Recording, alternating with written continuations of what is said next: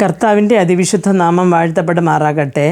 സംഖ്യാപുസ്തകം 23-ാമത്തെ അധ്യായം 23-ാമത്തെ വാക്യത്തിൽ, ആഭിചാരം യാക്കോബിന് പറ്റുകയില്ല, ലക്ഷണവിദ്യ ഇസ്രായേലിനോട് ഫലിക്കയില്ല.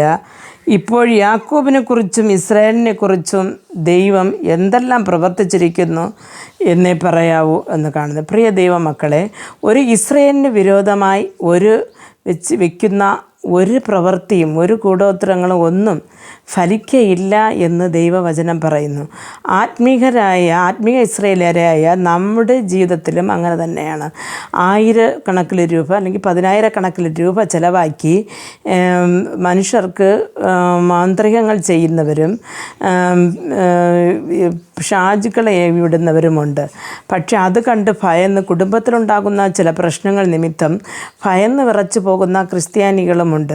പ്രിയ ദൈവമക്കളെ, നാം ഒന്നറിയണം, ഒരു ദൈവപൈതലായ നമുക്ക് വിരോധമായി എന്ത് മന്ത്രവാദം ചെയ്താലും ഏൽക്കുകയില്ല എന്ന്. നമ്മുടെ ജീവിതത്തിൽ പ്രതീക്ഷിക്കാതെ വരുന്ന കഷ്ടപ്പാടുകളും വേദനകളും വരുമ്പോൾ നാം വളരെ തളർന്നു പോകാറുണ്ട്. കാര്യമെന്ന് പറഞ്ഞാൽ ആരെങ്കിലും നമുക്ക് മാന്ത്രികം വെച്ചിട്ടുണ്ടോ എന്ന് വരെ നമുക്ക് തോന്നിപ്പോവും. 2005 ഞങ്ങളുടെ ജീവിതത്തിലുണ്ടായ പെട്ടെന്ന് പ്രതീക്ഷിക്കാതെ ഉണ്ടായ കടഭാരവും രോഗവും എല്ലാം ഞങ്ങൾക്ക് സാമ്പത്തിക നഷ്ടങ്ങളെല്ലാം ഞങ്ങളെ വല്ലാതെ വലച്ചതുണ്ട്. അനേകർ നമ്മോട് പല കാര്യങ്ങളും പറഞ്ഞു തന്നതുണ്ട്. പക്ഷേ ഞങ്ങൾ ആ വഴിക്കൊന്നും നീങ്ങാതെ കർത്താവ് യേശുക്രിസ്തുവിൽ തന്നെ വിശ്വസിച്ചു ഉപവാസ കൂട്ടങ്ങൾക്കും പ്രാർത്ഥനകൾക്കും പങ്കെടുത്തുകൊണ്ടേയിരുന്നു. തക്ക സമയമായപ്പോൾ കർത്താവ് ഞങ്ങളുടെ ജീവിതത്തിൽ വലിയ അത്ഭുതം ചെയ്തു. 2007 തന്നെ ദൈവം നമുക്കൊരു പാത കാണിച്ചു തരികയും മുമ്പോട്ട് പോയി നമ്മുടെ ജീവിതത്തിൽ അനുഗ്രഹങ്ങൾ പ്രാപിക്കുകയും ഞങ്ങൾ ചെയ്തു.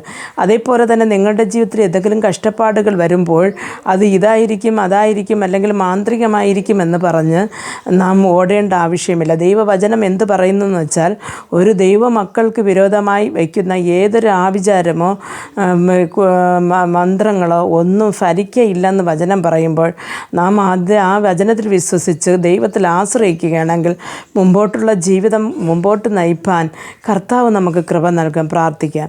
ഞങ്ങളെ അതിവാത്സല്യമായി സ്നേഹിച്ച് വഴി നടത്തുന്ന സ്വർഗസ്ഥ പിതാവേ, പലവിധമായ കഷ്ടങ്ങളിലും പോരാട്ടങ്ങളിലും കർത്താവ് മനസ്സ് തകർന്നിരിക്കുന്ന ഈ വ്യക്തിയെ അല്ലെങ്കിൽ ഇവരുടെ കുടുംബത്തെ അപ്പൻ്റെ കരങ്ങൾ തരുന്ന കർത്താവേ, ദൈവമേ, ആരും കർത്താവെ എന്ത് ചെയ്താലും ഏത് മാന്ത്രികങ്ങളെ കൊണ്ടോ അല്ലെങ്കിൽ ഏതൊരു പൈശാചി ശക്തിയെ കൊണ്ടോ എന്നെയും എൻ്റെ കുടുംബത്തെയും തകർക്കുവാൻ സാധിക്കയില്ല എന്ന് കർത്താവിൽ ഇവർ പൂർണ്ണമായി വിശ്വസിക്കുകയും ദൈവത്തിൻ്റെ വചനത്തിൽ ആശ്രയിച്ചുകൊണ്ട് മുമ്പോട്ട് പോകുവാനുമുള്ള കൃപ നൽകണമെന്ന് പ്രാർത്ഥിക്കുന്നു. യേശുക്രിസ്തുവിൻ്റെ നാമത്തിൽ പ്രാർത്ഥിക്കുമ്പോൾ പ്രാർത്ഥന കൃപയോട് കേട്ട് മറുപടി നൽകി തരണം നല്ല പിതാവേ. ആമേൻ.